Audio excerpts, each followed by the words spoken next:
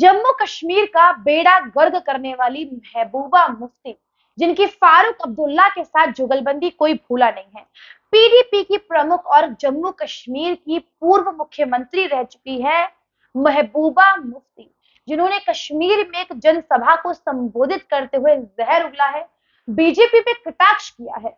वो महबूबा मुफ्ती जिनके होते हुए क्षेत्र में कोई लॉ एंड ऑर्डर नहीं, वो महबूबा मुफ्ती जो सीएम फंड से अपनी माँ को 2 लाख रुपए भेजती है पर्सनल काम के लिए, वो महबूबा मुफ्ती जिनके राज में एक डॉक्टर को सरकारी तनख्वाह मिलती है और वो डॉक्टर दुबई में प्रैक्टिस कर रहा होता है, वो महबूबा मुफ्ती आज कह रही हैं कि हमारी आवाम बहुत ज्यादा परेशान है।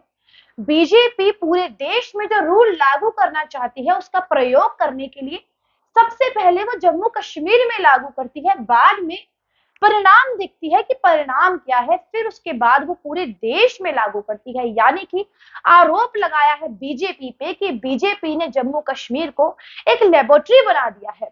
उन्होंने धारा 370 पर बयान देते हुए कहा है कि 2019 के बाद से हमारी आवाम की हालत बहुत ज्यादा खराब है, आवाम बिखर गई है, टूट गई है। यानी कि धारा 370 वापस लाने की मांग कर रही हैं। कह रही हैं कि धारा 370 तो हम मरते दम तक नहीं छोड़ेंगे, धारा 370 वापस आएगी और ब्याज समेत वापस आएगी। बीजेपी की ऐसी पार्टी है जो अपना सुख देखने के लिए, अपना फायदा देखने के लिए किसी को भी बलि चढ़ा सकती है, जिस पर उन्होंने कटाक्ष किया है ईडी और सीबीआई की चल रही कार्यवाही पर। कहा है कि बीजेपी एक ऐसी पार्टी है जो बीजेपी युक्त राष्ट्र बनाना चाहती है, केवल हिंदू राष्ट्र के ढकोसला करती है। और जब से 2019 से 370 अनुच्छेद हटा है, तब से हमारे ऊपर ईडी और सीबीआई के शिकंजे कस रहे हैं।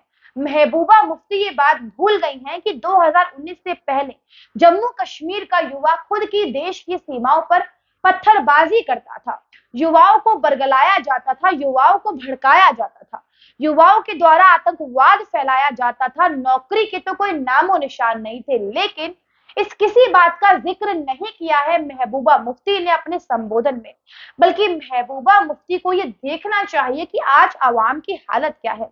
जम्मू कश्मीर की आवाम से आज जाकर आप बात करेंगे तो वो दो तरह की बातें करेंगी। पहली बात धारा 370 हटने से पहले की कि 500 रुपए में किस तरीके से पत्थरबाजी कराई जाती थी, किस तरीके से युवा नशे करता था, युवा आतंकवाद में पड़ जाता था, युवाओं को भड़काया जाता था खुद के देश के खिलाफ। लेकिन आज स्थितियां बहुत अलग हैं। जम्मू कश्मीर में नौकरियां हैं, अपॉर्चुनिटीज है, वैकेंसीज निकलती है, सबको नौकरी मिलती है, प्रदेश में शांति बनी हुई है, युवाओं को भड़काने का काम बेहद कम हो गया है, पत्थरबाजी का काम कम हो गया है और गोलीबारी भी कम हो गई है। शायद महबूबा मुफ्ती को यह सब दिखता नहीं है या वो देखना नहीं चाहती है। जिस तरीके से जनसभा को संबोधित करते हुए महबूबा मुफ्ती ने जहर उगला है, इस तरीके से साफ जाहिर होता है किस तरीके से वो जम्मू कश्मीर के युवाओं को बहकाने की कोशिश करती है भारत के खिलाफ। हालांकि वो भूल गई है अब जम्मू और कश्मीर भारत का ही हिस्सा है। हालांकि ये कैसे हमारे देश का भला करेंगी, ये ऐसी पार्टी से आती हैं जिसके सबसे पहले जो प्रमुख थे शेख अब्दुल्ला, वो शुरू से इस बात की मांग करते थे कि हमें भारत आजाद चाहिए।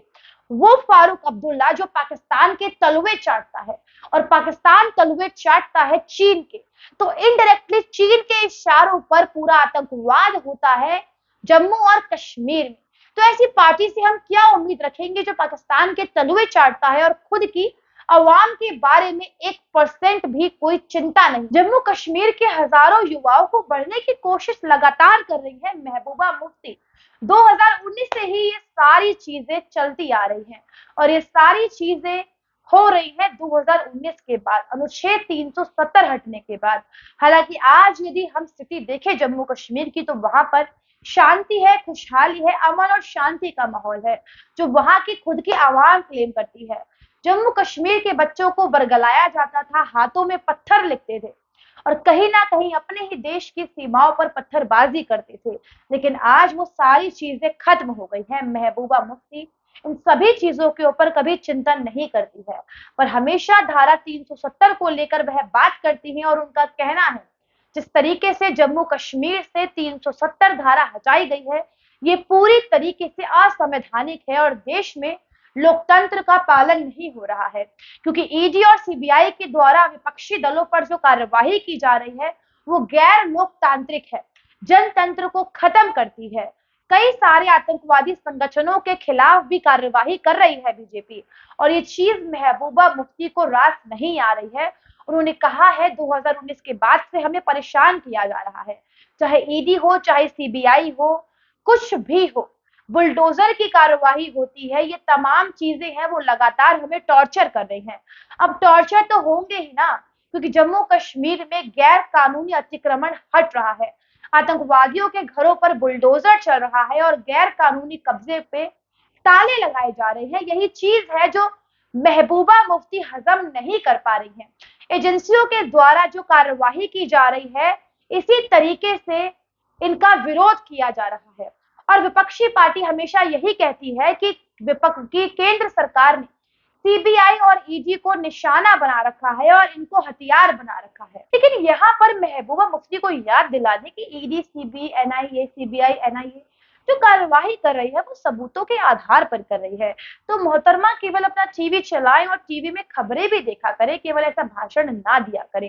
लेकिन आज की रिपोर्ट में इतना ही। मिलते हैं अपने दर्शकों से अगली वीडियो में अगले मुद्दे के साथ। नमस्कार।